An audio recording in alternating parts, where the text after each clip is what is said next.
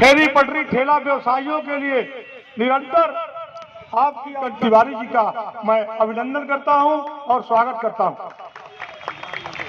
हमारे बीच में हमारे महानगर के यशस्वी अध्यक्ष आदरणीय पर स्थान ग्रहण करें। आदरणीय विद्यासागर राय जी, प्रमोद निगम के साथ हम सबको काम करने का अवसर मिला था।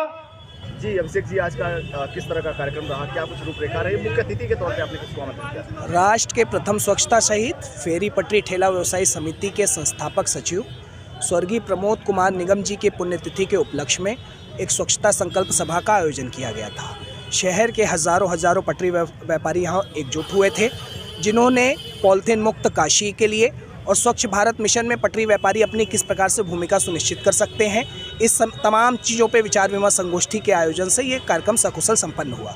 मुख्य वक्ता के रूप में भारतीय जनता पार्टी के क्षेत्रीय अध्यक्ष परमादरणीय दिलीप पटेल जी, यशस्वी महामंत्री विद्यासागर राय जी, काशी के लोकप्रिय महापौर अशोक तिवारी जी, लोकप्रिय विधायक डॉक्टर नीलकंठ तिवारी जी और विभिन्न व्यापार मंडल के संगठनों से जुड़े हुए प्रतिनिधिगण मंच पे विराजमान थे।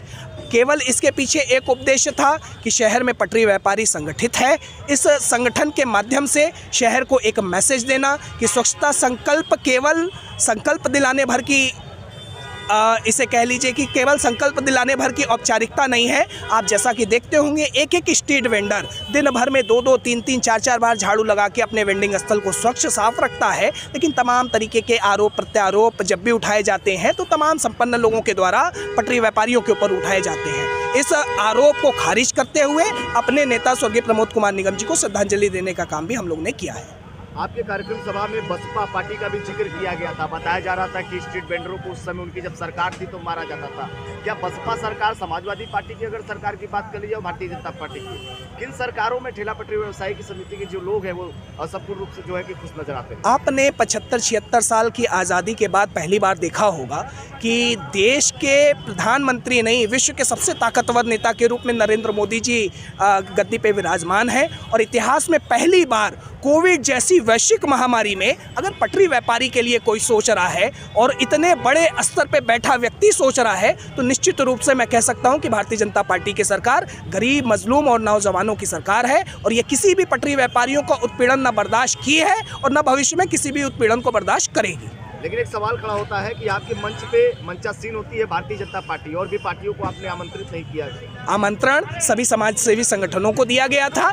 अपनी अपनी तमाम तरीके की विचारधाराएं हैं। किसी को अगर स्वच्छता संकल्प सभा पसंद नहीं है, स्वच्छता पसंद नहीं है और वो तमाम लोग, ऐसे लोग अगर उस सभा में नहीं आना चाहते हैं तो किसी को जबरन बुलाने का काम नहीं किया जा सकता। हम शिष्टाचार में आमंत्रण दे ही सकते हैं। आपने किस किस को आमंत्रित किया था? शहर के सभी सम्मानित लोगों को आमंत्रित किया था और चाहे वो किसी भी तरीके के लोग हों, पटरी व्यापारियों की जो बात करेगा वही शासन सत्ता पे राज करेगा। आप उसका प्रत्यक्ष उदाहरण देख लीजिए। 2014, 2017, 2022 और 24 सर पे है, उसका भी परिणाम आप देखिएगा। पुनः भारतीय जनता पार्टी के सरकार को बनाने में हमारे पटरी व्यापारी पूरे तन मन धन से यशस्वी प्रधानमंत्री जी के सपनों को साकार करेंगे। स्वच्छता के लिए आपने क्या संकल्प किया है?